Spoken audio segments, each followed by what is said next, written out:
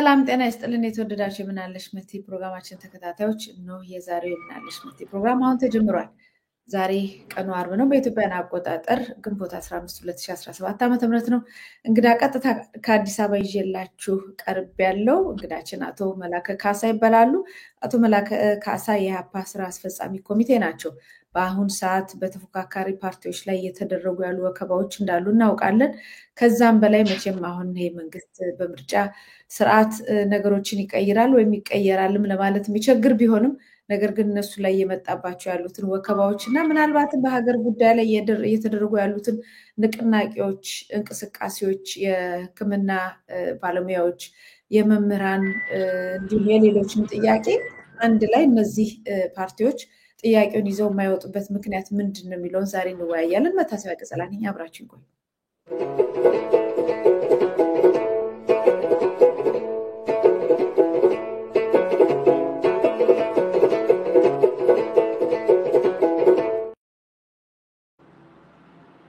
አቶ መላከ ካሳ እንኳን ደህና መጡ። እጅግ በጣም አመሰግናለሁ። እኔም አመሰግናለሁ። መልካም። ምናልባት እንግዲህ ሰሞኑን ከሚደረጉት እንቅስቃሴዎች ነው የምንጀምረው። ብዙ ሰዎች ያው የተፎካካሪ ፓርቲዎችን እጣ ፈንታ በጣም ዝቅ አድርገው ነው የሚመለከቱት። እድል አይኖራቸውም። ብዙ ጫና በመንግስት ላይ አለ። የመንግስት በሰላማዊ መንገድ ምንም ነገር ማድረግ አይፈልግም፣ ጦረኛ ነው። ስለዚህ በጦር ነው መግጠም ያለብን የሚሉ አሉ። በዛው ልክ ደግሞ ሰላማዊ ትግል ራሱን የቻለ ብዙ ለውጦችን በዓለም ላይ አምጥቷል። አሁንም ተስፋ ሊቆረጥበት አይገባም። ንቅናቄ መፍጠር አለበት። የህዝብን ጥያቄ ይዞ መሄድ አለበት። አብዛኛው ህዝብ ሊከተለው የሚችለውም ሰፊ እንቅስቃሴ ስለሆነ በደንብ ከተመራና ከፊት ጥሩ መሪዎች ካሉ በሰላማዊ መንገድ ህዝቡን አነሳስቶ መንግስት የማይፈልገውን ነገር እንኳን የህዝብን ጥያቄ እንዲያደርግ የሚያስገድድ እንቅስቃሴ ነው ብለው ተስፋ የማይቆርጡ ሰዎች አሉ እና ሰሞኑን በሚደረገው እንቅስቃሴ መምህራን ከዚህ ቀደም ጥያቄዎች አንስተው ግማሾቹ እየተለቀሙ በየእስር ቤቱ፣ ግማሾቹ ሲደበደቡ፣ ግማሾቹ ሲባረሩ፣ ሲታገዱ አይተናል እና ችግር እንዳለባቸውም የኢኮኖሚ ችግር እንዳለባቸው ደሞዛቸው ጭራሽ ማነስ ሳይሆን ያለው ደሞዝ እስከ መከልከል እና ለአንዳንድ መንግስት ለሚፈልጋቸው ፕሮጀክት በግዴታ እየተወሰደባቸው እንደሆነ ብዙ ጊዜ ተናግሯል። አሁን ደግሞ የሕክምና ባለሙያዎች በኢትዮጵያ ውስጥ እንግዲህ በጣም ረጅም ጊዜ የትምህርት ጊዜ ወስደው ረጅም ጊዜ 24 ሰዓት አንዳንዴ በቀን በተከታታይ 3 ቀን የሚያገለግሉ የሕክምና ባለሙያዎች ተቸግረናል። ለቤት ኪራይም ለመኪናም ትራንስፖርትም የፓብሊክ ትራንስፖርት ነው የምንጠቀመው። ከዛም አልፎ ደግሞ እንግዲህ 24 ሰዓት የሚሰራ አንድ የጤና ባለሙያ በባስ ተሳፍሮ በረጅም ሰዓት ለታክሲ ሰልፍ ተሰልፎ የሚያቃጥለውም ጊዜም የለውም፣ ብዙም ነው ችግር የሚገጥመው። ከዛም አንፃር እሱ ብቻ አይደለም፣ እኛ እኮ ተርበናል። ልጆቻችንን ማስተማር አልቻልንም፣ ማብላት አልቻልንም። ልጆች ሲወለዱ ሚስቶቻቸውን እንኳን በሽሮ ነው የምናርሰው፣ በዛ ደረጃ ተቸግረናል ብለው ጥያቄ አንስተው ነበር እና እነሱ የጠየቁትን የኢኮኖሚ ጥያቄ መንግስት ፖለቲካዊ ምላሽ እየሰጠ እያሰረን ያለው። እናንተ መግለጫ አውጥታችኋል። በእርግጥ ይህንን በሚገባ አድሬስ አድርጋችሁ መግለጫ አውጥታችኋል። ከዛ በላይ መሄድ አትችሉም ወይ? ከዛ በላይ የህዝቡን ጥያቄ፣ የእኩልነት ጥያቄ፣ የረሃብ ጥያቄ እንደናንተ አይነት የሰላማዊ ታጋዮች ካላነሱትና ካላገዟቸው እና ሌላውንም ጥያቄ በዛው እንዲመለስ ንቅናቄ ካልፈጠራችሁ የማይመለስበት ሁኔታ ሰፊ ስለሆነ በዚህ ጉዳይ ላይ እንደው ምንድን ነው ሀሳባችሁ? አመሰግናለሁ። እንግዲህ በአሁኑ ሰዓት ጫፍ ላይ እየደረሰ ነው የህብረተሰቡ ብሶት። መገለጫዎች አሁን ቅድም ያልሻቸው ናቸው። ከዛም ወጣ ያሉ በርካታ መገለጫዎች አሉት። ይህም ሁሉ ሰብሰብ አድርጎ የገዢው ፓርቲ የብልጽግና ዋና ጽሕፈት ቤት ሰሞኑን አንድ ሰነድ አውጥቷል። ይሄ ሰነድ እጃችን ገብቷል። ይሄ ሰነድ እጃችን ሲገባ የጠላት አዲስ የትግል ስልትና የመመከቻ አቅጣጫዎች ይላል። ይሄንን ሰነድ እኛ ማናቸውም ሰነድ ከየትኛውም አቅጣጫ ቢመጣ ሊጠቅመን ስለሚችል ግብአትም ስለሚሆነን ይሄን ሰነድ እጃችን ከገባበት ጀምሮ አስቸኳይ ስብሰባ አድርገን ስራ አስፈጻሚ ኮሚቴው በዝርዝር አይተነዋል። በዝርዝር ባየንበት ጊዜ አንዳንድ ቦታ ላይ የመጀመሪያ ላይ ሲነሳ የኢትዮጵያን ሕዝብ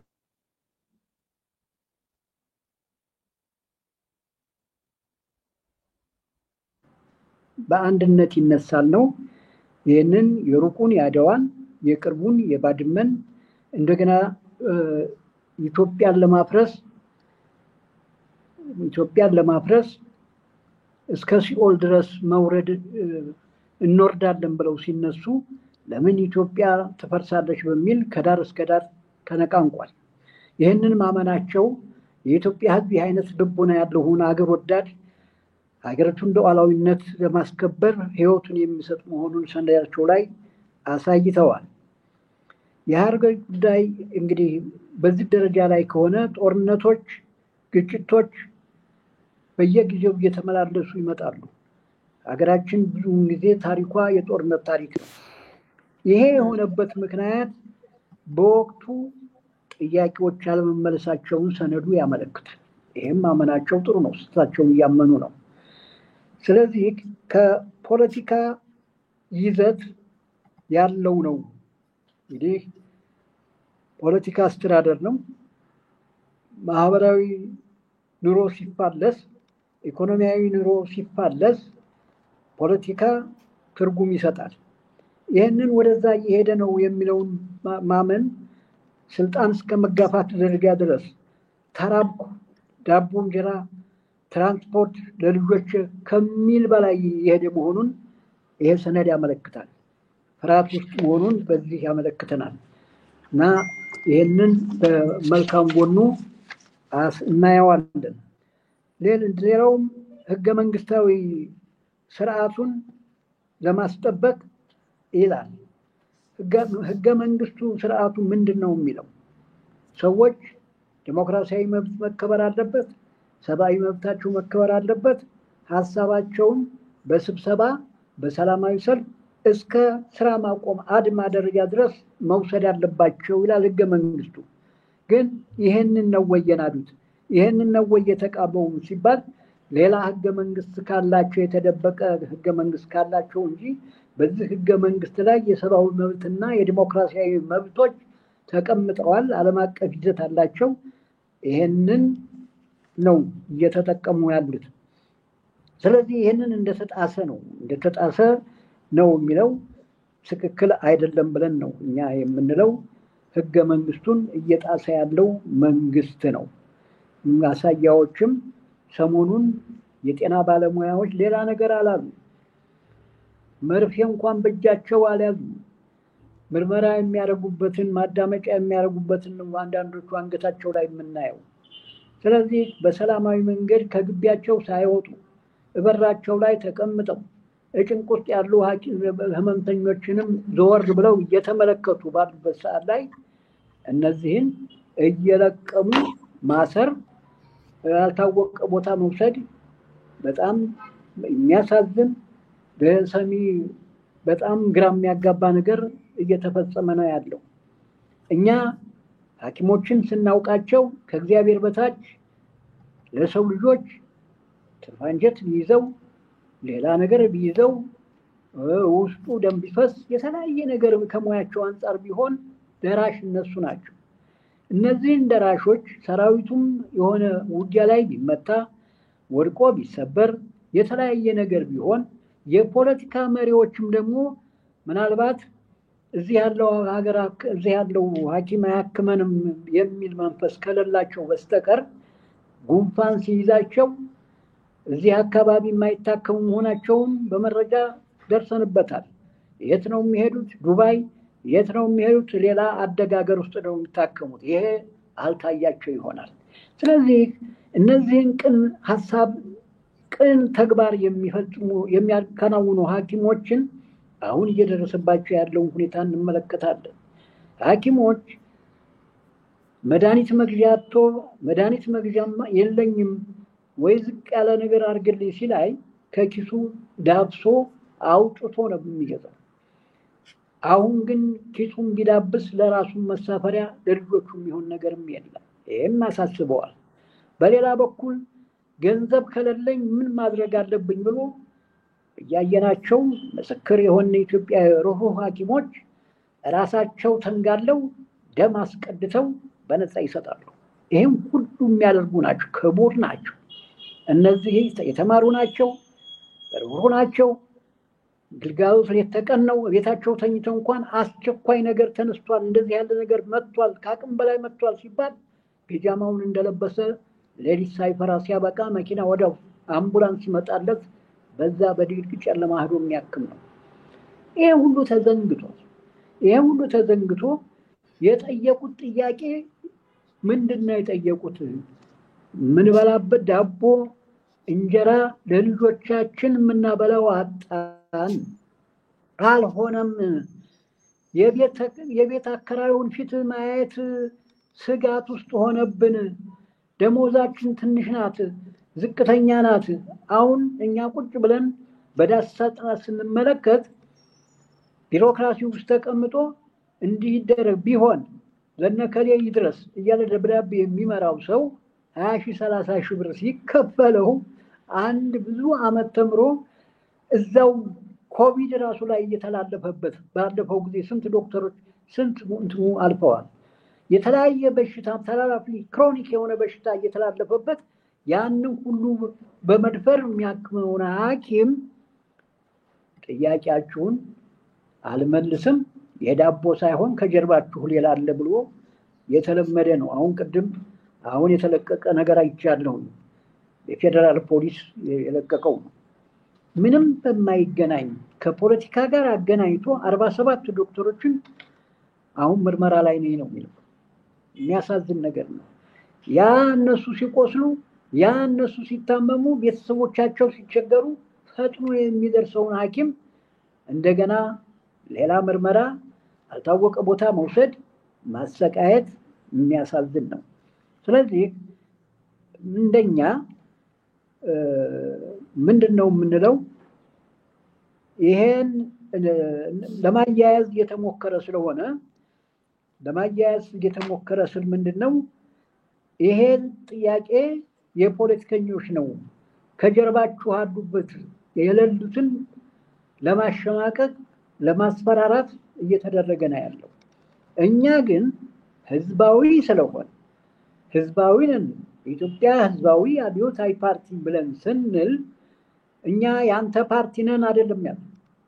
ህዝባዊ ነን ስንል ግን ላባደሩ፣ አርሶ አደሩ፣ ምሁሩ፣ ተማሪው፣ የቀን ሰራተኛው ሁሉም የህብረተሰብ ክፍል የተሳተፈበት አባል የሆነበት ወደፊትም አባል የሆነ የሚያሰፋው የሚያጎለብተው ፓርቲ ስለሆነ የህዝብ አካል እንደዚህ በሚሆንበት ጊዜ ይሄንን አልሰማም ብለን እንዲህ እንባላለን ብለን አንተኛም። የማንን ጎፈሬ ልናበጥር ነው ታዲያ? ፓርቲ ተብለን የተቀመጥነው።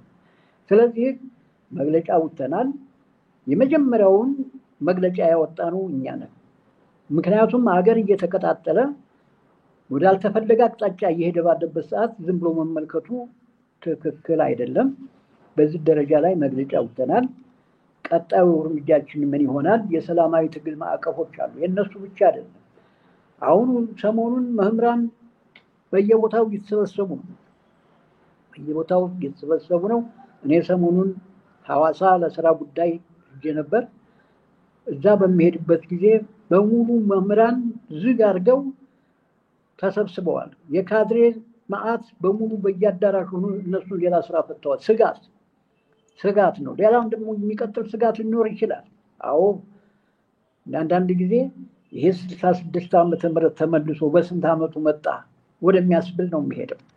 ስለዚህ ጥያቄ ካልተመለሰ እኛ ይሄን አብዮት ምን እንበለው፣ ይሄንን ለውጥ ንቅናቄ እንደዚህ ያለ ነገር ምን እንበለው ራሱ ስም አውጥቶ መጣ። ብዙዎቹ ነጩ አብዮት በቃ ባንክ የሆነው አብዮት አሁን መጥቷል። ስለዚህ በሌሎች ሀገሮች እንደዚህ አብዮት የዚህ አብዮት ይሉታል። እኛ ዘንድ ደግሞ ራሱን ስም ሰጥቶ መጣ ራሱ ትግሉ። ስለዚህ እኛ አሁን ከህዝቡ ጥያቄ ጎን ቁመን እኛ ነበር መምራት የነበረብን። ነገር ግን እኛ በምንመራበት ጊዜ አሁን እየተባለ ያለው የፖለቲከኞች ጥያቄ ነው እናንተን አይመለከትም ወደሚል አቅጣጫ ስለሚሄድ ከጎን ሆነን በየጊዜው እያጣራን የሚደርሰው ግፍ ምን መደረግ እንዳለበት ህብረተሰባችን ምን ማድረግ እንዳለበት ምን መስማት እንዳለበት ትግላችንን ቀጥለናል። አሁን ደግሞ ቀስ ብለን ከሌሎች ፓርቲዎች ጋር ሆነን አሁን ከትብብሩ ጋር ሆነን መግለጫ አውጥተናል። መጀመሪያ እኛ ነን ያወጣነው፣ አሁን ትብብሩ ጋር አውጥተናል። ዓለም እንዲሰማልን ደግሞ የዓለም ቋንቋ በብዛት የሚነገረውን በእንግሊዝኛ ያንኑ ተተርጉሞ አድሬስ አድርገናል። ብዙ ሀገሮች ሶሻል ዲሞክራሲ ከሚከተሉ ሀገሮች፣ ሊበራል ዲሞክራሲ ከሚከተሉ ሀገሮች ከሌሎችም ጋር እንደዚሁም ለሃይማኖትም ተቋማት ለሌሎችም አስተላልፈናል። ለመንግስታት ሁሉ አሳውቀናል። ይሄ አሁን የመጀመሪያው እርምጃችን ነው የሚሆነው።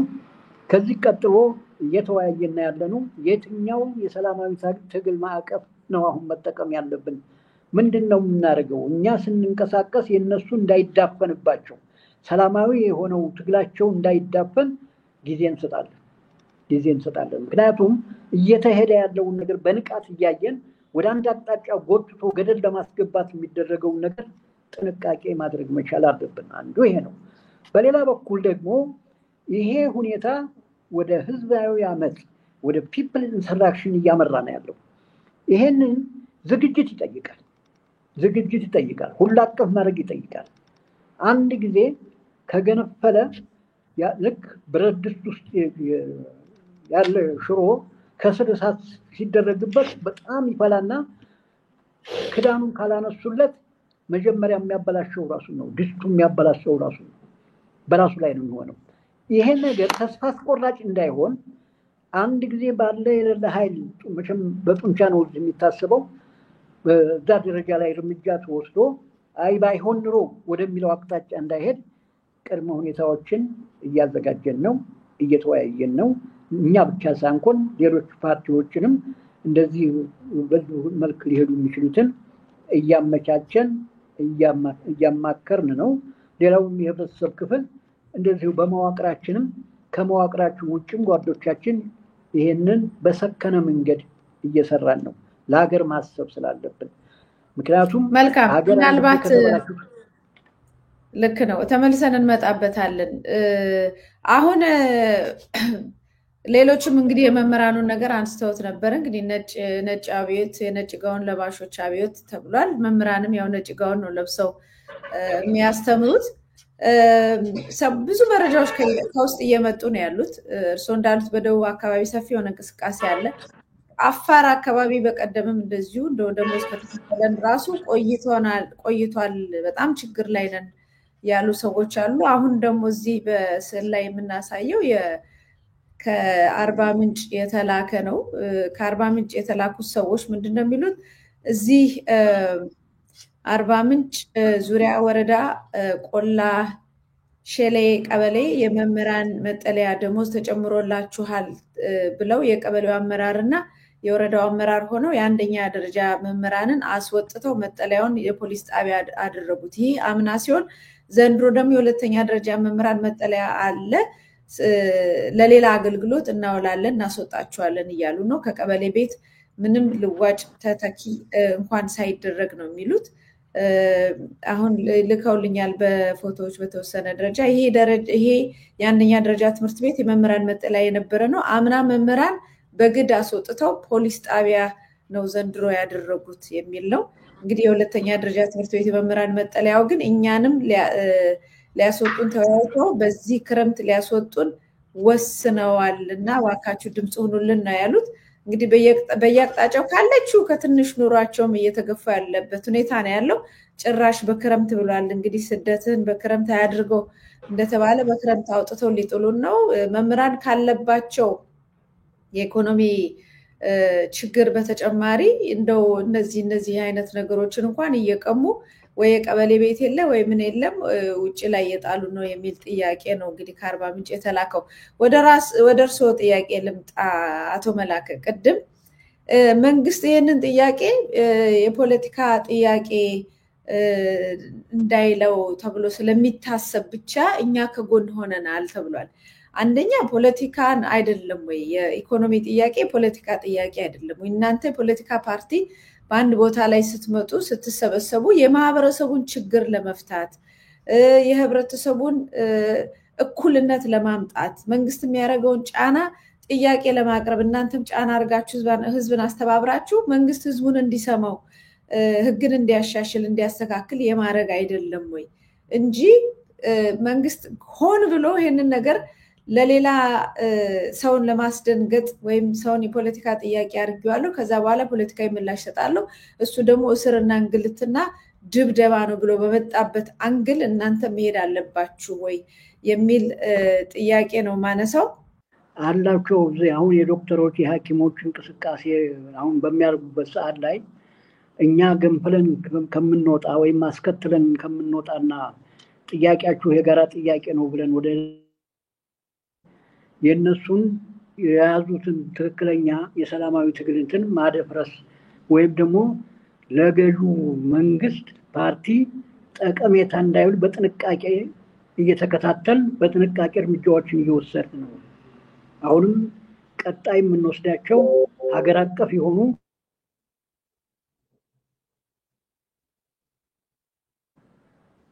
ያለ ማለት ነው እንጂ መንግስት ስለሚቀየም መንግስት እንዲህ ስለሚያደርግ እጃችንን አጣጥፈን እንቀመጣለን ማለት አይደለም። አሁን ምንድነው የነሱን የዳቦ ጥያቄ የእንጀራ ጥያቄ የደሞዝ ጥያቄ ይሄ አንድ ይሄ ክፍል ጠይቋል። ይሄ ኢትዮጵያ ህዝብ ጥያቄ ነው። ቅድም እንዳልኩሽ መምህራንም እንደዚሁ የተዘጋጀ ያለ መሆኑን ቅድም ባልኩሽ መሰረት ሰሞኑን በየቦታው ስብሰባ እየተደረገ ያለው እንዳትነሱ መደላያ የተለያየ ነገር ቦታ ይሰጣችኋል ቅድሚያ ታገኛላችሁ እንድትሆናላችሁ እንዲህ እየተባለ እየተደረገ ነው ያለው። በሌላ በኩል ደግሞ ጥንቃቄ ነው እየወሰድን ያለ ነው። ትግሉም በምን መልክ መሄድ እንዳለበት እየተነጋገርን እንደ ፓርቲ ኃላፊነታችን መወጣት ነው። ምንድነው ብትር የያዘ ሁሉ አይነ ስውር ነው ወይ ነው? ገዋን የለበሰ ሁሉ ዶክተር መምህር ነው ወይ ነው? እንዴት ነው የምንለየው? ባረማመዱ ነው የሚታወቀው። አሁን አንዳንድ ፍንጮች አሉ። ጓዶቻቸው የተደበደቡ እየታሰሩ አንድ ላይ ከወሰኑ በኋላ ሸብረክ ብለው ወደ ኋላ የሚቀሩ እንደዚሁ በአንዳንድ ሶሻል ሚዲያዎችና እንቅስቃሴ ባደረግንባቸው ቦታዎችም ብቅ ጥልቅ የሚሉ ነገሮች አንድ ሆኖ ያለ መሄድ ሁኔታ የሚያሳይ ነው። ግን በርካታው አንድ ሆኖ ስለመጣ እኛ ይሄንን እንደግፋለን፣ እናንጸባርቃለን። የተፈጸመ ያለውን ችግርና ግፍና ሰቆቃ ለዓለም ህዝብም ለሀገራችንም ህዝብ እናጋልጣለን። ይሄም አንዱ የትግል መስክ ነው። ሌላው በጥንቃቄ ነው ምክር ይሄን እናደርጋለን ብለን አንናገርም። ምክንያቱም አስቀድሞ አፈና ከዚህ በፊት ሰላማዊ ሰልፍ እናደርጋለን በሰላማዊ መንገድ እንታገላለን ልንወጣ ነው ብለን ደብዳቤ ስናደርግ እስር ቤት ነው፣ አዋሽ አርባ ነው ወይም ደግሞ በዘመኑ በአካባቢያችን አጠራር ጓንታናማ የሚባለው ማሰቃያ። ስለዚህ አስቀድሞ ስለሚያጨናግፉ በዘዴ በጥንቃቄ ተይዞ ከሚመስሉን ጋር እየተመካከርን ሰላማዊ ትግሉን መግፋት ነው።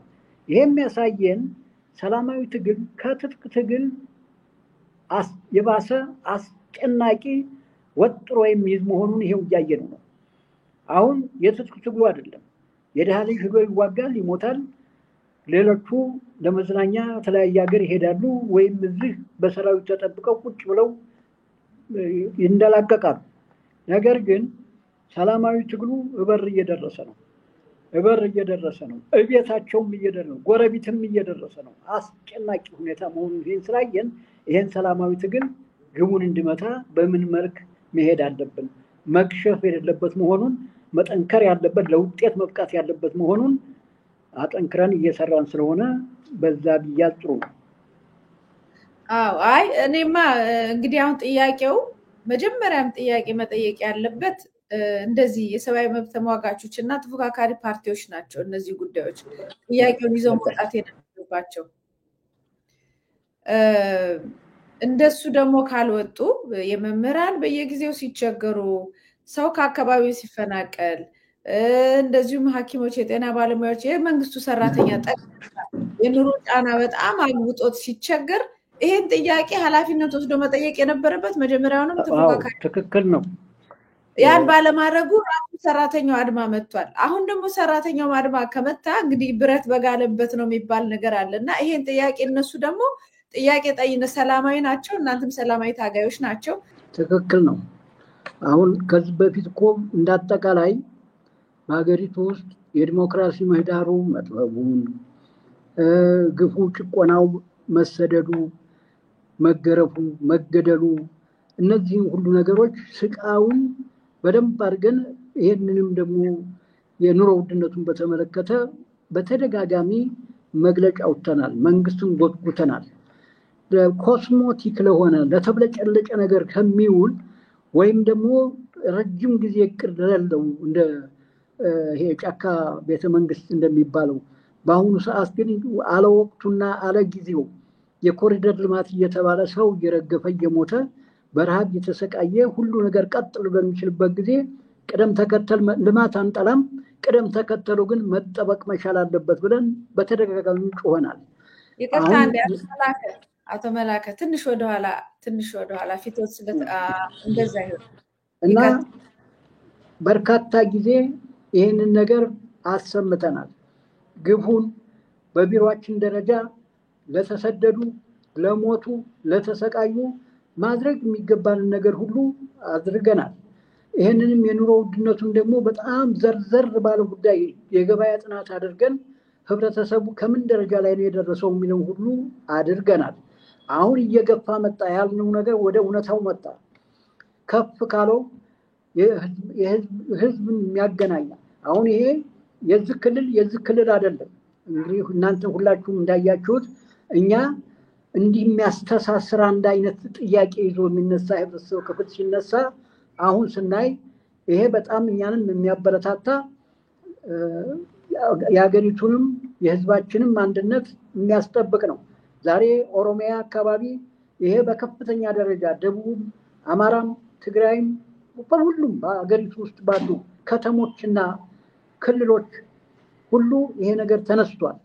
ስለዚህ እኛ አሁንም ትክክል ነው ከዚህ በፊት ሰርተናልና ብለን እጃችን ማጣጠፍ መቻል የለብንም። አሁንም ዴይ ቱ ዴይ ቀን በቀን እየተነጋገርን መወሰድ የሚገባቸው እርምጃዎች ላይ እየተነጋገርን ያለነው። አሁንም ቢሆን ሰፋ ያለ ንቅናቄ እንዲህ ሲነሳ ግንባር ቀደም ሆነን ፊት ለፊት መሰለፍ ያለብን እኛ ነን። ይህም በቅርብ ጊዜ እናደርገዋለን ብለን እናምናለን። እየተነጋገርን ነው፣ ከሌሎችም ጋር እየተነጋገርን ነው፣ እናደርጋለን። ከዛ በፊት ግን መንግስት ሰምቶ ጆሮ ሰጥቶ እንደዚህ ያሉ ነገሮችን የሚፈታ እንትን የሚል ሆኖ ከተገኘ ነው ከተገኘ በቅደም ተከተል አስፈላጊ የሆኑትን ሰላማዊ ትግል ማዕቀፎችን ተከትለን ትግላችንን እንቀጥላለን። እንዲህ ባለ ሁኔታ ሰው እየተራበ እናስባረራለን እየተባለ ጥሩ ፍንጭ ነው አሁን እያየን ያለነው። አንድ ቦታ ላይ ተማሪዎችን አሁን የሚመረቁ ተማሪዎችን እናንተ ግቡና ስሩ እነዚህ ይባረራሉ በሚባሉበት ጊዜ መምህሮቻችን ተባረው የእኛም ጥያቄ አንግበው የሚሄዱትን እኛ አንገባም ብለው ማስታወቂያ ራሳቸው ለጠፉ። አንገባም የፈለገው ነገር ይሁናል። ይሄ የትግል አንድነት ነው። አሁን ደግሞ ወደ ግሎችም እየመጣ ነው። ግል ኮሌጆች የምናምኖች እየመጣ ነው በጤናው በኩል። ይሄ ትስስርን ይጠይቃል። አሁን ደግሞ ዛሬ እኛም አንገልጸው ውስጡን እየተንቦገቦገ ያለውን ነገር ኋላ የምንነጋገርበት አለ። የዛ ጊዜ እየጠነከረ ይሄዳል። እኛ ደግሞ ቀድመን ለመሄድ ፍጥነታችንን እንጨምራለን። መልካም እንግዲህ ዞሮ ዞሮ የሰላማዊ ትግል በራሱ ማዕቀፍ እንቅስቃሴ ማድረጉ አይቀርም ነው እያሉኝ ያሉት። ይዘገይ ይሆናል ይደራጅ ይሆናል እንጂ እናንተም ባትሉ ህዝቡ ገፍቶ እየወጣ ስለሆነ ነገር ግን ህዝቡ በየጊዜው ጥቂት ብሎ የሚወጣው ጥቂት ተብሎ ለመመታት ስለሚያደርሰው በአንድ ላይ ግን ይህንን የሚያስተባብር የህዝቡን ቁጥር ማክሲመም ሌቭል በከፍተኛ ቁጥር በአንድነት ሲወጣ ነው ጥቃትም ከጥቃትም ራሱን መከላከል የሚችለው። ጥቂት ሆኖ ከወጣ ይመታል እና በዚያ አንጻር እናንተ ኃላፊነት አለባችሁ የሚለውን ለማስታወስ ነው ጥያቄውን ያነሳሁት። ትክክል ነው አለብን። መልካም የጠላት አዲሱ የትግል ስልትና የመመከቻ አቅጣጫዎች በሚል የወጣው ሰነድ ያው ሰሞኑን እየተዘዋወረ ነው። በዛ ላይ ምናልባት ገጽ 7 ላይ እናንተን የሚመለከት ጥያቄ ተነስቷል። ይሄ መንግስት መቼም በምርጫ ይወርዳል ብሎ የሚያስብ ብዙ ባይኖርም ምክንያቱም ጦረኛ መንግስት ነው። ሰላማዊ ነገር በምርጫ ያው አያሸንፍም። የመንግስት ህዝቡ እንዳለ ተማሯል። ያ ስለማይሆን በሌሎች ሴራዎች ነው ምናልባት ምርጫ አለ ከተባለ ሊሸፈን የሚችለው። ከዛም አንፃር ግን በአብዛኛው ማህበረሰቡ በምርጫ የሚቀየር መንግስት አይደለም ብሎ ባመነበት ጊዜ እንኳን ሊፎካከሩ የሚችሉ ተወዳዳሪዎችን ከስር ካልቀነስኩ የሚል እንቅስቃሴም እያደረገ ነውና ምናልባት ገጽ 7ን እንደሚከተለው የተጻፈውን አነበዋለሁ። በሂደትም አፍራሽ አካላት ሰፊ ውከትና ብጥብጥ ለመፍጠር ይሰራሉ። ይህም የህዝቡን ሰላምና ደህንነት በማናጋት ሀገሪቱን ወደ ትርምስ ውስጥ በመክተት የራሳቸውን የፖለቲካ አጀንዳ ለማስፈጸም የሚጠቀሙበት የመጨረሻ ስልት ሊሆን ይችላል። ይህ አፍራሽ አካላት ያው የአማርኛ ግድፈት ብዙ ስላለበት ነው። ይህ አፍራሽ አካላት የጀመሩት ጥረት አንዱ ዓላማ የተለያዩ እንቅፋቶችን በመፍጠር 7ኛው ሀገራዊ ምርጫ እንዳይሳካ ማድረግ ነው። ለዚህም አስቀድሞ ሰላማዊ ነፃና ፍትሃዊ ምርጫ ለማካሄድ የሚያስችል ምቹ ሁኔታ የለም የሚለውን ያራግባሉ።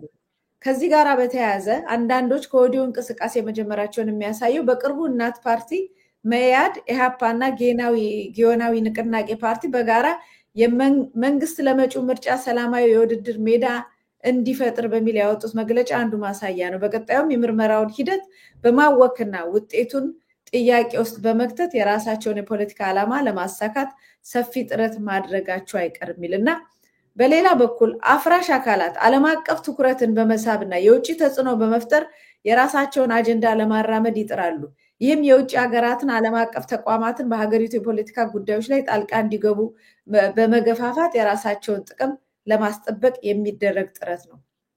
የውጭ አካላትን ለማሳመን እንደ መፍትሄ የሚያቀርቡትም ሁሉን አሳታፊ የሽግግር መንግስት ማቋቋም አለበት ነው። ይህን ያለውን ስርዓት በመናድ ለቅርብም ሆነ ለሩቅ ጠላት የሚመች ሁኔታ በመፍጠር የሁልጊዜ ቅዠታቸው የሆነውን ኢትዮጵያን የማፍረስ ዓላማ ለማሳካት የማይፈነቅሉት ድንጋይ እንደሌለ ያሳያል። ስለሆነም ባለመዘንጋት ሁኔታውን በንቃት በመከታተልና የጠንካራ ፓርቲ፣ ጠንካራ መንግስትና ጠንካራ ሀገር ግንባታ ግቦቻችንን ለማሳካት ከምንጊዜውም በላይ መረባረብ የሚጠይቀን የመሃል ዘመን ላይ የምንገኝ በሚገባ ተረድቶ መንቀሳቀስ ያስፈልጋል ይላል። እንግዲህ እንዳልኩት ነው አማርኛው ያው በዚህ ሁኔታ ቀርቧል። እዚህ ላይ የሚገለጸው እንግዲህ እናንተ ለምርጫ የሚሆን ምቹ ሜዳ የለም የሚለውን እያራገባችሁ የውጭ ጣልቃ ገቦች ምዕራባውያን እንዲገቡና ጉዳዩን እንዲከታተሉት ለጠላት በር ትከፍታላችሁ የሚል ጥያቄ ነው። በአንጻሩም እንግዲህ አሁን ትግራይ ውስጥ በቀደምም በቅርቡም ሄድ ነው የአሜሪካ ኤምባሲ አምባሳደር ነው የትግራይ ጉዳይን እየተከታተለ የሚሸመግል የነበረው። ይህን ደግሞ ያዘጋጀው ያው የብልጽግና መንግስት ነው። ከዚህ በፊትም ህወሓት ለሁለት ሲከፈል አሸማጋዮች ምዕራባውያን ነበሩ።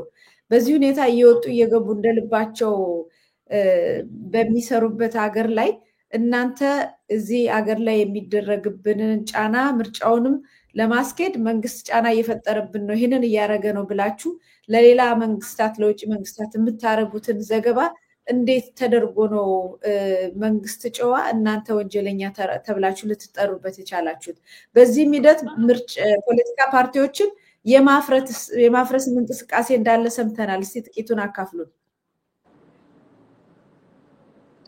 እሺ፣ ጥሩ ነው። እንግዲህ በሀገራችን አባባል ሊበሏት የፈለጓትን ጅግራ አሞራ ይሏታል ነው የሚባለው። ተጀምሯል። እኛ ቅድም እንዳልኩሽ በሰላማዊ መንገድ በምንነሳበት ጊዜ እንደዚህ ያሉ ታፔላዎችን መለጠፍ የእናቴ ቀሚስ አደናቀፈኝ ነገር አይነት ጉዞ እየተጓዙ እኛን ማሸማቀቅና ሌሎችም እርምጃ ይወሰድባቸዋል ተብለው ወደኋላ እንዲቀሩ ለማድረግ የተደረገ ነገር ነው። ይሄ ይጠበቃል። መጀመሪያ እኛ ከመነሳታችን በፊት መግለጫውን ለምን እንዳወጣ ነው በስፋት ተነጋግረን በትብብር ፓርቲዎች ቁጭ ብለን ተነጋግረናል። አሁን ላይ ምን እየተሰራ ነው? ምን እየተደረገ ነው? ሰርገኛ መጣ በርበሬ ቀንጥሱ እንዳይሆን ስጋታችንን ማስቀመጥ መቻል አለብን። የምርጫ ዕለት ወይም በፈለገበት ሰዓት አሁን አደርጋለሁ ብሎ ባለፈው ምርጫ ሲያደርግ ሌሎች ቦታዎች አደረገና ትግራይ ክልል ሳያደርግ ቀረ። አሁን የትግራይ ተወካዮች ምክር ቤት የለውም። አሁንም ቀጥሎ የለመደውን ሊያደርግ ይችላል። አማራ ክልል ላይ ማድረግ አልችልም ብሎ ሲያበቃ ሊተው ይችላል። እንደዚህ እያለ እየቆራረጠ በትንሽ አካባቢዎች ላይ ቁጥር ሞላልኝ ወንበሩ ተይዟል በሚል መልክ ሊያደርግ ስለሚችል ቀድመን ስጋታችንን ብንገልጽ መንግስትም የሆነ ድምፅ ያሰማል፣ ሌላውን ክፍል ድምፅ ያሰማል የሚል እሳቤ ይዘን ነው እንጂ ምርጫ እንገባለን ምርጫ እንገባም የሚባል ነገር ውስጥ ገና አልተወሰንም። ለምን? አሁን ያለው አጠቃላይ ሁኔታ የሚያመላክተው ይህንን እንድንናገር ይህንን እናደርጋለን ብለን እንድንል የሚጋብዘን አይደለም። ስለዚህ እስከዛ ድረስ ግን ይህንን ነገር እየተከታተል ምን እንደሚባል እያወቅ ይኸው አሁን የተባለው ነገር ሁሉ እኛን ይሄን በማንሳታችን እንግዲህ ህጋዊነት ነው። እንደውም ስለ ምርጫው አነሱ ተብሎ እንዲህ ነው ብሎ ምስጋና ድጋፍ እንድንበረታታ ማድረስ ሲገባ ስጋት ተደርገን ቀረብ። ሌላው አፍራሽ ተልኮ ከውጮቹ ማን ነው ከውጭ ጋር የሚሆነው? ማን ነው ከውጭ ጋር ያለው? ይህንን የኢትዮጵያ ህዝብም ያውቃል። ታሪካዊ ጥላቶቻችን እኮ አሸንፈናቸው አባት አያቶቻችን ካባረሯቸው በኋላ ከነ ልጇቸው የነ ሮማን ፕሮቴስካ ኢትዮጵያን ለማጥፋት አማራንና ኦርቶዶክስን ማጥፋት ነው መጀመሪያ መበተን ነው የተባለውን ወያኔ በ1968 ዓመተ ምህረት ያንኑ ተቀብሎ ሲያበቃ ይሄንን በማንፌስቶ ላይ አቅርቦ ይሄ ሁሉ ችግር ይሄ ሁሉ መከራ እየደረሰ ያለ ወዴት ነው የሚከደው? ትግራይ ነው የሚሄዱት፣ ትግራይ ነው የሚመላለሱት። ሌላው ሳይመለከታቸው ማለት ነው ይመለከታቸዋል። ነገር ግን በወያኔ ማንፌስቶ ላይ የተቀመጠው የ68 ላይ የተቀመጠውና የነጩ ዓለም ጸሐፊዎች እነ ሮማን ፕሬስካ ያሉት ነገር ተግባራዊ እየተደረገ በመሆኑ ስለሆነ እኛ ግን ለነሱ ብቻ ሳይሆን ለሁሉም ያለዝም ለጥቁሩም ለነጩም ይህንን ማሳወቅ ስላለብን ቅድመ ስጋታችን አሳውቀናል። ይህ ብቻ አይደለም። ኢህአፓ ከሌሎች ፓርቲዎችን ጋር በመሆን የተለያዩ በሀገር ውስጥ ያሉ ኤምባሲዎችን በር ገሃድ ነው፣ ተደብቀን አይደለም። በየኤምባሲዎቹ ገብተናል፣ አነጋግረናል፣ ስጋታችንን ሁሉ ገልጸናል፣ በግልጽ ነው ያስገባነው። ስለዚህ ቅድመ ሁኔታዎቹን አይምሯቸው ውስጥ እንዲገባና ይህንን ችግር አስቀድመው መንግስትንም ማማከር የራሳቸውን አስተሳሰብ ማስፈር ማስቀመጥ ስላለባቸው በብዙ ኤምባሲዎች ሄደናል። አሁንም በቀሩ ኤምባሲዎች ደግሞ አንድ አይነት ጥያቄያችንን ይዘን እንዞራለን፣ እናሳውቃለን፣ ለዓለም ህዝብ በግልጽ እናሳውቃለን። ይህንን የምናደርገው ለምን ቀድመን ማለት ያለብን ስለሆነ አሻጥር እየተሰራ ስለሆነ እንደ ሁሉ ጊዜ ምርጫ አለ ተብሎ እንደ ተሰድበናል እኮ ስድብ ነው። የኢትዮጵያ ህዝብ ሾርት ሚሞሪ ነው ያለ። ህዝብ በላይ ስድብ የለም እኮ። ዛሬ ሰድበኸው በድለኸው ካረክ ገድለኸው ገርፈኸው ካበቃ በኋላ እንደገና ነገ ደግሞ የሚበላ የሚጠጣ ገንዘብ ስልጣን ከሰጠኸው ያን ሁሉ ይረሳህና ከጎንህ ይሰለፋል። ሾርት ሚሞሪ ነው ያለው ብሎ ማለት ከዚህ የከፋ ነገር የለም። ስለዚህ እኛ ሾርት ሚሞሪ የለንም። ረጅም የትግል አቅጣጫ የተከተልን መሆኑን ወደፊት የሚመጣውን ነገር ማሰብና ማሰላሰል ያለብን መሆኑን በዚህ መልክ አንስተናል። የምርጫውን ጉዳይ ይሄ ነው የምንለው። መልካም። ምናልባት ከምርጫው በፊት እንደው ምርጫ ማለ ከተባልን ከዛ በፊት የፖለቲካ ተፎካካሪ ፓርቲዎችን የማክሰም ከአካባቢ የማውጣት የማገድ የመሳሰሉት የማፍረስ የመሳሰሉት እንቅስቃሴ እየተሰሙ ናቸው ያሉት። ጥሩ ነው። ይሄም አይደረጋል አልኩሽ እኮ ቅድም እኮ ሊበሏት የፈለጓትን አሞራ ጅግራናት ይሏታል ያልኩሽ እኮ በዚህ ነው። አስቀድሞ ለማፍረስ ምክንያት እየተፈለገ ነው። አደፈረሽብኝ። እንግዲህ አህያ ከስር እየጠጣች ጅብ ከላይ እየጠጣ ሊበላ ሲፈልግ አደፈረሽብኝ ያለው ውሃው። ስለዚህ አሁንም ቢሆን ምንም ነገር ሳይደረግ ይሄው ተጀመረ። ዶኩመንተሪ ፊልም ሊሰሩ ይችላሉ። ነቅተናል እኛ ይሄንን የተለያየ ነገር ይደረጋል።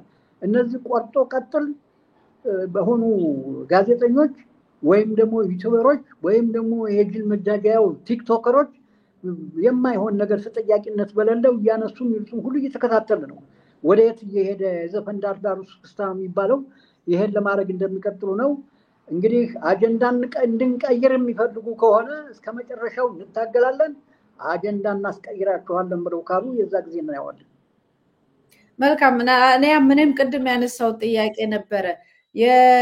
እንደናንተ አይነት ቢሮዎች እና ፓርቲዎች ቀደምት ሆነው ወደፊት ገፍተው መንግስትን ተጠያቂ ማድረግ፣ ህዝቡን ማስተባበር እና የህዝቡን ጥያቄ እንዲመለስ ግፊት ማድረግ አለባችሁ ዋጋ ቢከፈልበትም የሚል ያው ይሄንን እዚህ ቦታ ላይ እንሰራለን ብላችሁ ስለተቀመጣችሁ እና እዛ ቦታ ላይ ሆነው የሚሰሩ ሰዎች ለለውጥ የሚመጡ ሰዎች በዓለም ታሪክ ላይ ዋጋ እየከፈሉ ከፊት እየቀደሙ እያስተባበሩ ስለመጡ ይሄንን በሚገባው መልኩ አድርጋችሁታል የሚል ጥያቄ አነሳለሁ። ነገር ግን በውስጥ ይሄንን ነገር ለማድረግ ያሉ ፈተናዎችም ሊኖር ይችላል። ምናልባት ጠቅላላ ጉባኤም ስታረጉ ስብሰባ ስታረጉ በየክፍለ ሀገሩ ሄዳችሁ ከህዝቡ ጋር ንግግር የማድረግ የመሳሰሉትን ነገሮች እያገዷችሁ ነው ወይ? ፈተናው ምን ያህል ነው? ምናልባት ተንቀሳቅሳችሁ እንዳትሰሩ።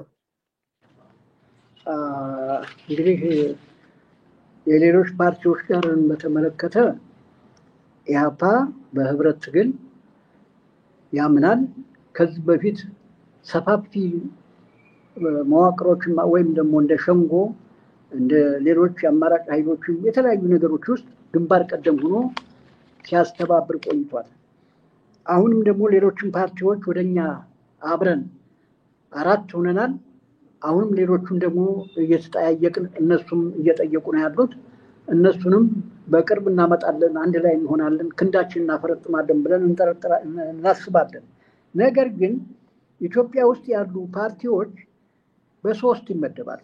እንደኛ ግምገማ ርዕዮተ ዓለማዊ ፓርቲ አለ፣ መነሻ ያለው መዳረሻ ያለው። በግለሰቦች ልዕልና ላይ የተመረኮዘ ፓርቲ አለ፣ ዝም ብሎ እንትና የሆነ ፐርሰናል ካልተሰጥቶ እስከ መጨረሻው ድረስ እንደዛ በዛ መልክ የሚሄድ እሳቸው ካሉ ተብሎ ውሳኔ የሚያስተላልፉ ፓርቲዎች አሉ። እኒህ ደግሞ ሎያል ኦፖዚሽን ፓርቲስ የሚባሉ ደግሞ አሉ። ለስሟ መጽሪያቁና ሰፋች ከዛ በኋላ ወዴት ነው የሚሄዱት? እንደዚህ የገዢው ፓርቲ ታማኞች ማለት ነው። ያው ሌሎቹ ሲገልጹ ሎያል ፓርቲዎች ነው የሚሏቸው። ምንም እነዚህን ጋር አሁን ብንላቸው የበለጠ ማጓሸት ነው እንጂ መምጣት የማይችሉበት ደረጃ ላይ ደርሰዋል። ተደጋጋሚ ነገሮች ተሞክረዋል። ስለዚህ ርዕዮተ ዓለማዊ የሆኑትንና ከስተታቸው ተምረው ወደፊት መምጣት የሚችሉትን አሁን አላራቅንም። የጠብ ግድግዳ ፈርሷል፣ እንደ በርሊን ግንብ ተደርምሷል ነው የሚለው ኢህአፓ። ስለዚህ ከዚህ በፊት እንዲያረጉን የሚባል ነገር የለም። አሁን አቋማቸውን አስተካክለው ያ በሽግግር ፍትህ የሚታይ ነገር ነው። ሁላችንም እኛ ማጥተን ከሆነ ሌላው ማጥቶ ከሆነ የዛ ጊዜ የሚታይ ነው። አሁን ግን በሚያስማማ አጀንዳ ላይ ሊስማሙ የሚችሉ በዋና ዋና አጀንዳ አገርን ህልውና ከማዳን አሁን ያለውን ጭቆና አሁን ያለውን አምባገነንነት እንደፈለኩ አደርጋለሁ ነው ህግ አውጥቶ መግዛት እንጂ በህግ መገዛት በሌለበት ጊዜ ላይ ሌሎችን ፓርቲዎች ለማቅረብ ሌሎችን አደረጃጀቶች ወደኛ ለመቀልቀል ጥረት እያደረግን ነው። በቅርብ የሚሳካል ብለን እንላለን። በተለይ ትብብሩ ወደ ቅንጅት ያድጋል። ይሄንንም በአራቱም ፓርቲዎች ማዕከላዊ ኮሚቴ ተወስኗል። በቅርብ ቀን ይፋ እናደርጋለን ብለን እናስባለን። መልካም። እዚህ ዶክመንት ላይ ሰነዱ ላይ ኢትዮጵያን የማፍረስ ህልም እንዳላችሁ እናንተ እነሱ ደግሞ እንግዲህ ኢትዮጵያን ከማፍረስ የሚጠብቁ ጀግኖች እንደሆኑ ነው ራሳቸውን የሳሉት። ምናልባት ቀደም እንዳሉት ነው እንግዲህ ሊበሏት ያሰቧትን ጅግራ ምናምን የተባለው ነገር ማለት ልትመቱ ነው ማለት ነው። እና ምናልባት ከእናንተ ውስጥ ወይም ሌሎች ፖለቲካ ፓርቲዎችን ዋና ዋና ሰዎችን ወስዶ የማሰር ፓርቲውን የማገድ የመሳሰሉት እንቅስቃሴ ቢመጣ ምንድነው እናንተ ቅድመ ዝግጅት አላችሁ? የህዝቡ ሊያደርገው የሚችለው የሚገባ ነገር አለ ወይ? ለዚህ ተዘጋጅታችኋል? ይኸውልሽ እንግዲህ አንድ ነገር ስንነሳ እንሰራዋለን ብለን አንድ ነገር ስናስብ ምቹ ሁኔታዎችን አስቀምጠናል፣ ስጋቶችን አስቀምጠናል። የስጋት መፍትሄዎችንም አስቀምጠናል።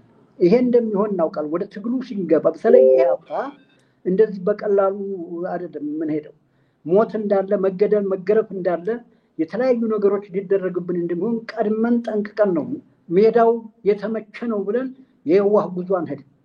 ስለዚህ ችግር የለም እንዲህ አድርገናል ብሎ መዋቅራችንና አሰራራችን ከመዘርጋታችን በፊት ግን በጥቅሉ ዝግጁ ነን። ማንም ይታሰር ማንም ዝግጁ ነን። እንዴት እንደምንሄድ እንዴት እንደምናደርግ አስተካክለን ተወያይተን አዌርነስ ክሬሽን ወይም ደግሞ አዌር ሁነን ተቀምጠናል።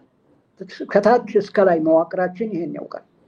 በዛ መልክ ስለምንሄድ እነሱም ሳያውቁት አይቀሩም። ያው አበበ ከበደ የሚለውን ነገር አያውቁትም እንጂ የኢህአፓን አካሄድ በአንድ ጊዜ 3-4 ሰው በመያዝ ወይም ደግሞ የበላይ ላይ መዋቅሩን ደግሞ በማፍረስ ወይ የፓርቲውን ሰርቲፊኬት በመቀማት ኢህአፓ ትግሉን አያውቁም። የበለጠ ተጠናክሮ ይሄዳል።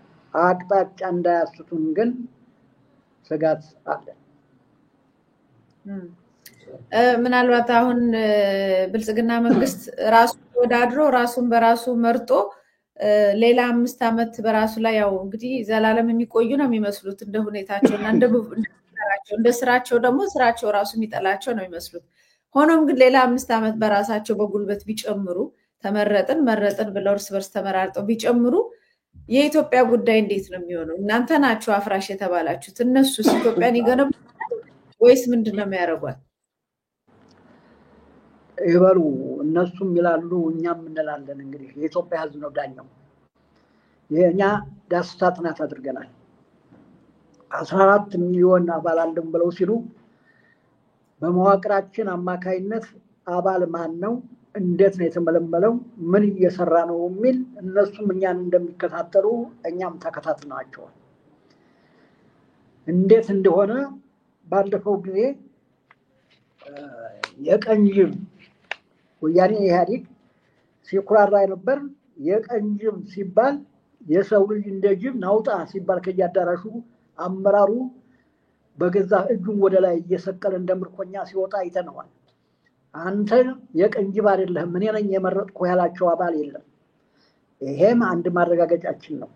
ይሄ ይደገማል። አሁንም ቢሆን ይደገማል። ብሶቱ በስቷል፣ ግድያው በስቷል፣ ስደቱ በስቷል፣ አፈናው በስቷል፣ መፈናቀሉ በስቷል። ሰው ታፍኖ መወሰድ፣ አድራሻው መጥፋት ይሄ በስፋት ሲካሄድ የኢትዮጵያ ህዝብ አይቶታል።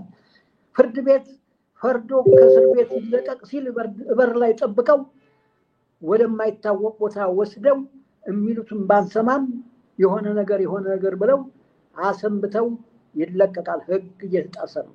ይህን ሁሉ የኢትዮጵያ ህዝብ ጠንቅቆ ነው የሚረዳው።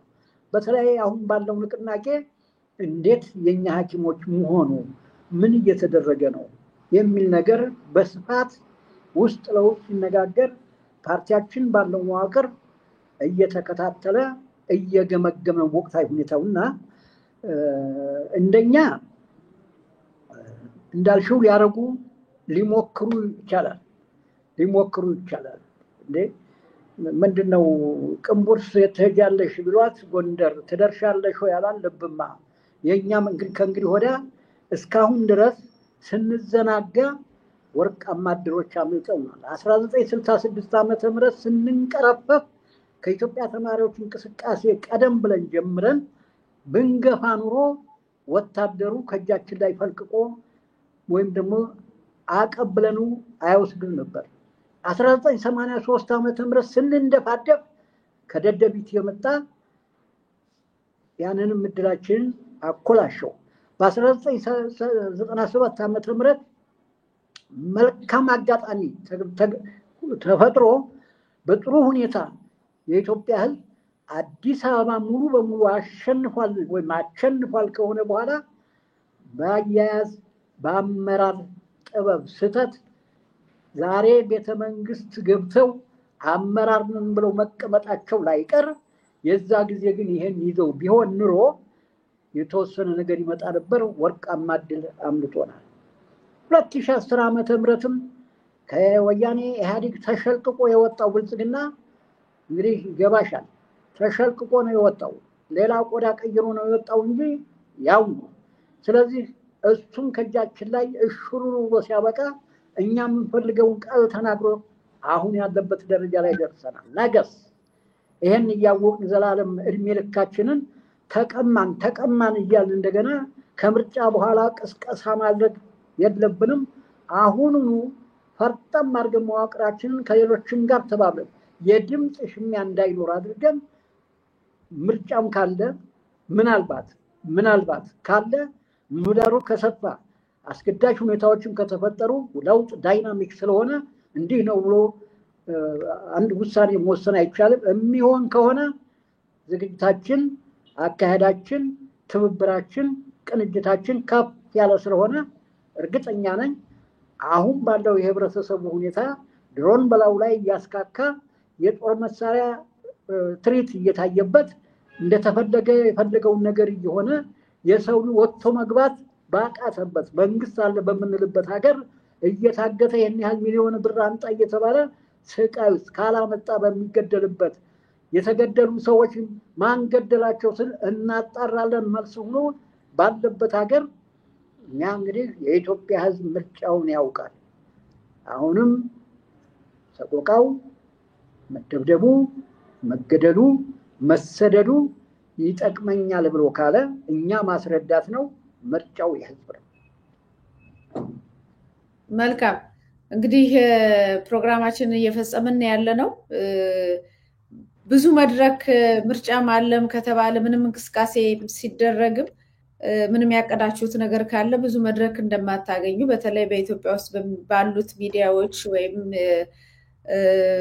የሶሻል ሚዲያዎችም ጭምር ብዙ መድረክ እንደማታገኙ የታወቀ ነው ምክንያቱም መንግስት በእናንተ ላይ ስለሚዘምት ማለት ነው ስለዚህ ምናልባት ይዛችኋቸው ለምትመጡት ነገሮችና እንቅስቃሴዎች በተወሰነ ደረጃ ለህዝቡ ጥሪ ወይ መልእክት ማስተላለፍ ከፈለጋችሁ መድረኩን ልስጥና በዛው ልፈጽም አቶ መላክ እኛ ለኢትዮጵያ ህዝብ የምናስተላልፈው ለልጆቻችን የምትመች ሀገር እንድንፈጥር ከስደት ከመፈናቀል ከመገደል ሁልጊዜ በስጋት ተሸማቆ ከመኖር እኛ ዲሞክራሲን በተግባር ተርጉመን ሰብአዊ መብት እንዲከበር ከዚህ በፊት እንደምታውቀን ሁሉ ዛሬም ቆርጠን ተነስተናልና ከጎናችን ተሰለፉ እኛ የምንለው ነገር ምንድነው ስናጠፋ ቆንጥጠን ኮርኩመን ንገረን ከስቶቻችን ብዙ ተምረናል ብዙ ነገር ነው የተማርነው ስለዚህ ከዚህ በፊት የነበሩ ስቶችን አንደግም ቃል እንገባለን በዚህ ደረጃ የኢትዮጵያ ህዝብ በዛ ደረጃ ላይ እንትን ነው የፖለቲካ ፓርቲዎችን ደግሞ የምንለው የፖለቲካ ፓርቲዎች ነን ብለን ካል ፖለቲካ ጥቅም እንዳለው መደራጀቱ ጥሩ እንደሆነ ተነጋግረን ነው ስለዚህ ወደ ራሳችን ሪዮት ዓለም ወደ ራሳችን ፕሮግራም ወደ ተለያየ ነገር ከመሄዳችን በፊት ሁላችንም የሚያላየን ነገር አስቀምጠን በመግባባን ነገር ላይ ተገናኝተን ክንዳችን ፈርጠም አድርገን ስናበቃ የኢትዮጵያን ህዝብ ሰቆቃ ስቃይ እንዳናበዛ ጥሪ እናደርጋለን አንድ ላይ ተባብረን እንታገል ነው ብለን የምንለው ሌላው የሚዲያዎችን በተመለከተ ምንድነው አንዳንዶቹ እንግዲህ በተግባር ጥሩ ነገር ለህብረተሰቡ ያሰማሉ አንዳንዶቹ ደግሞ አውርቶ አደር የሚባሉ በቃ ማውራት ውሸቱን መቀጠል አሁን እየተሰራ ያለው ይሄ ኤአይ በሚባል እንትን አሁን አንቺ የተናገርሽው ነገር አንድ ነገር ላይ ያለችውን ያችን አስጠግቶ ሲያበቁ እንደገና እንዲህ ብላለች እኮ ከዳችሁ እንዲህ አረገው ከዳው እየተባለ አሁን ሰሞኑን እያየን ነው ይሄንን ጥንቃቄ ማድረግ ይጠይቃል የትም አይሄዱም የመንግስት የዜና አውታሮች ሰው ሲያልቅ ወለጋ ላይ ሲጨፈጨፍ አንድ ነገር አላሉ አማራ ክልል ሬሳ ሲከመር አንድ ነገር አላሉ ትግራይ ላይ ያን ያህል ሆኖ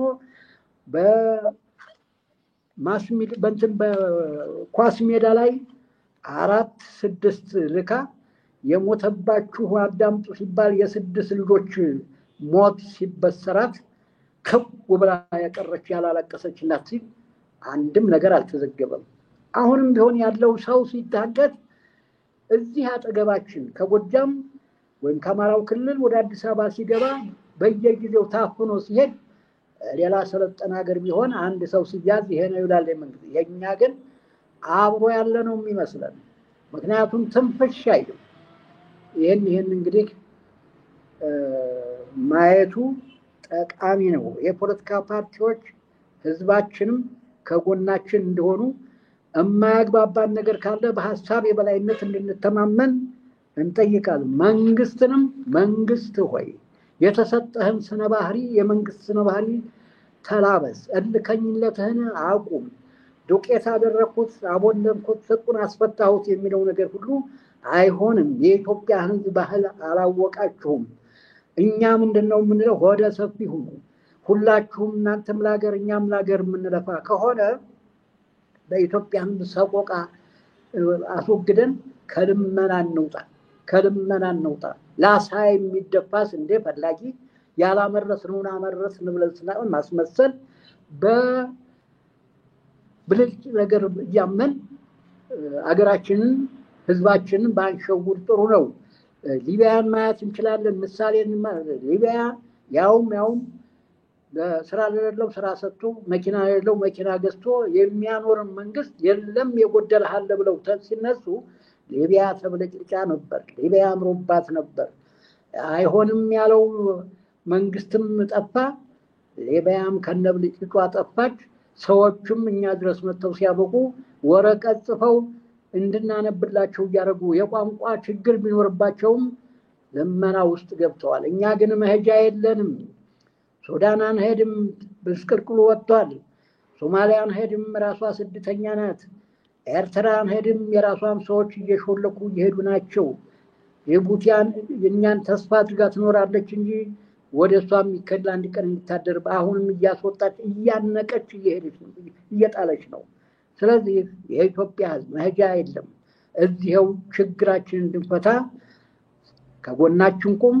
የተሳሳተ ነገር ካለ ደግሞ ተሮ መከረን ገጽጸን። አመሰግናለሁ።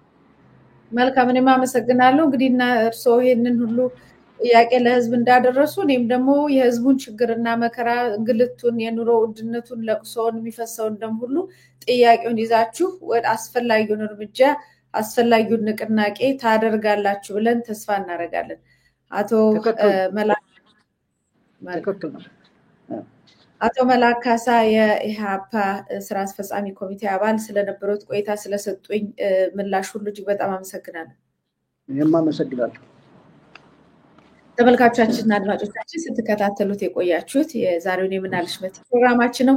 ከአቶ መላክ ካሳ ጋራ የነበረውን ነገር እንግዲህ እንደሰማችሁት ነው። እንደው እንዴት እየሆኑ ነው ያሉት፣ ይሄንን በተለይ ሰነድ ከወጣ በኋላ ያሉትንም እንደው አስወግዶ ብቻውን ለመወዳደር የፈለገው መንግስት ነው። ከራሱ ጋራ ነው የሚወዳደረው። ምርጫው መኖሩና አለመኖሩም እርግጠኛ ገና አይደለንም። ቢኖርም እንዴት ሆኖ ሊሆን እንደሚችልም ለማየትም እጅግ በጣም ከባድ ነው። በዚህ ላይ ደግሞ በነፍጥ ደግሞ እየታገለው ያለው በጣም ብዙ ሺህ ህዝብ አለ እና ይሄንን ሁሉ ነገር ትቶ እና ሀገር ሰላም ነው ብሎ ለምርጫ መቀመጥ የሚቻልበት ሁኔታም የለም። እንደው ግን እንደዛም ሆኖ ይሄንን ሁሉ እያወቀ እንኳን ለምን ቢሮ ኖራችሁ፣ ለምን ተንቀሳቀሳችሁ፣ ለምን ደብዳቤ ጻፋችሁ በሚል የማዋከብና አንዳንዶቹንም የመክሰስና የማሰር እንቅስቃሴ ስለተደረገ እንደው ያለውን ነገር ለማሳወቅ ነው። እንግዲህ ዛሬ ከማካፍላቸው መረጃዎች አንዱ ከቃለ መጠይቅ በኋላ እንደው ሳልናገር መውጣት ስላልፈለኩ ነው። አሜሪካ ያወጣችውን በአሜሪካ አምባሳደር ኤርቪን ማሲንጋ አማካኝነት ማለት ነው፣ በኢትዮጵያ የአሜሪካ አምባሳደር የወጣውን መረጃ አስመልክቶ ትንሽ ሀሳብ ለመጨመር ነው። ምንድነው ያሉት? ፋኖ ተጨባጭና ሰላማዊ የሆነ ዓላማ ይዞ መምጣት አለበት ነው። ያ ምን ማለት ነው የሚለውን ነገር እንግዲህ በሰፊው የምንወያይበት ይሆናል። ፋኖ ተጨባጭና ሰላማዊ የሆነ ዓላማ ይዞ መምጣት አለበት። ስለዚህ አሁን ያለው ፋኖ የሚንቀሳቀስበት ነገር ተጨባጭ አይደለም ማለት ነው ወይ? ሰላማዊ በሆነስ የተባለው ዝም ብሎ በመንግስት ብቻ በሚደረግበት ጭፍጨፋ እግሩን እና እጁን አጣጥፎ ቁጭ ብሎ ይሙት ነው ወይ እና ነው ወይስ መንግስትንም ለዚህ ጉዳይ ጥያቄ አስቷል የሚል ጥያቄ ነው ማነሳው። ሌላው የኦሮሞ ነጻነት ሰራዊት ኦላ በኦሮሚያ ያለውን ግጭት ለማስቆም ድርድሩን ይቀጥል ብሏል። እንግዲህ ከዚህ በፊት አንዴ በታንዛኒያ በተለያየ ቦታ እንደዚህ ከብልጽግና ጋራ ድርድር ተደርጎ የተፋረሰበት ሁኔታ አለ። የፌዴራል መንግስት በራሱ ዜጎች ላይ የሚያደርገውን የድሮን ጥቃት በአስቸኳይ ያቆም የሚል ነገርም አለ። እነዚህ ሶስቱ ጥያቄዎች ናቸው በዋናነት የወጡት። ለምንድን ነው ታዲያ ፋኖ በሰላማዊ መንገድ ጥያቄዎቹን ያቅርብ ሲል መንግስትም ሄዶ እዛው ክልሉ ድረስ በየቤቱ ሄዶ የሚወጋው የሰራዊት ጋጋታና ጦርነት እና ታንክና ከባድ መሳሪያ ይቁም አላለም። በሰላማዊ ህዝብ ላይ የሚደረገውን ጭፍጨፋ መንግስት ያቆም ይልና በወታደሩ ላይ ግን ይቀጥልበት የሚል አይነት ነው እንቅስቃሴው። ምክንያቱም ጦርነት ይቁም የሚል አይደለም እዚህ ላይ እንቅስቃሴ ያለው ሰው። መንግስት ጦርነቱን እንዲያቆም ካልተገደደ ፋኖ ሰላማዊ በሆነ መንገድ ይምጣ ከተባለ እንዴት ነው የሚሆነው? ፋኖ ትጥቁን አውርዶ በሰላማዊ መንገድ ቁጭ ብሎ ቢሮ ውስጥ ተመዝግቦ ሊወዳደር፣ መንግስት ደግሞ ሰራዊቱን ሁሉ በመላው አማራ ክልልና በመላው ኢትዮጵያ ውስጥ አንሰራፍቶ ሊያንበረክክና ሊያስከነዳ እንዴት ይሆናል የሚል ጥያቄ ነው። ያው እንግዲህ የድሮኑም ነገር በብዙ ቦታዎች ላይ የሚታይ በአደባባይ የሆነ ሀቅ ስለሆነ ህዝብም እየጮኸ ስለሆነ ይህን ማለት ስላለበት ያሉበት ነገር ነው እንጂ ሁኔታው ከልብ ካለቀሱ የሚለውን ነገር ነው በበኩል ያመጣብኝ። ቢሆንም እርምጃው ጥሩ ነው። ዞሮ ዞሮ የኢትዮጵያ ጉዳይ በኢትዮጵያኖች ቢፈታ መልካም ነው። ሁልጊዜ የነጮች ወይም ምዕራባውያን ጣልቃ ገብነት ነጮችን በሚጠቅም መልኩ ለነሱ ሁልጊዜ ሊሰሩላቸው በሚጠቅም መልኩ እስከመጡላቸው ድረስ በኢትዮጵያ ውስጥ የሚደረገውን ወይም በዛ ሀገር ውስጥ የሚደረገውን አምባገነናዊነትም ሌብነትም ግድያንም ኮምፕሮማይዝ ያደርጉታል፣ ቶለሬት ያደርጉታል። በተወሰነ ደረጃ ይሄ መንግስት ከኛ ጋር የሚሰራ ከሆነ ይህንን የሚያደርገውን ነገር እንተውለት አይነት ስለሚመጣ አሁንም ትላንትም ዛሬም ነገም ኢትዮጵያ ራሷን ችላ ለራሷ የሚሆን በራሷ ልጆች መፍትሄ መፈለግ አለባት የሚል አቋም ነው ያለው። ይህን ደግሞ ለማድረግ አንድ ላይ በጋራ ግፍን መቃወም፣ እኩልነትን መፈለግ፣ ዲሞክራሲያዊ ሀገርን የመገንባት ፍላጎት አንዱ የበላይ አንዱ የበታች ሳይሆን አንዱ ጨቋኝ አንዱ ተቋኝ አንዱ ባለ ጊዜ ሌላው በቀል የሚጨፈጨፍ ሳይሆን በቃ እስካሁን ዋጋ ተከፍሏል። ከዚህ በኋላ የሚጠየቁ ሰዎች ይለፉ አልልም። በወንጀል የሚጠየቅ ሰው ካልተጠየቀ አሁንም የቂሙ ጉዞ የበቀሉ ጉዞ ይቀጥላል። ነገር ግን ህጋዊ በሆነ መልኩ መጠየቅ ያለባቸው ተጠይቀው ህዝቡ ግን በሰላም እንዲኖር አዲስ ለሚወለዱት ልጆች እንኳን አዲስ ለሚመጣው ትውልድ እንኳን ሁልጊዜ ጦርነትን እያወረስን ሁልጊዜ እልቂትንና ስደትን እያወረስን የምንሄድበት ጊዜ የሚያበቃው እኛ እንደ ዜጋ አንድ ላይ ስንመጣ ነው የሚል አቋሜ። እንግዲህ በዛሬ ፕሮግራሜ ይሄንን ነበር ይዤ የመጣሁት። በዛሬ ፍጽም ያለው ተስፋዬ ቀጸላ ነኝ። ሰላም ቆይ።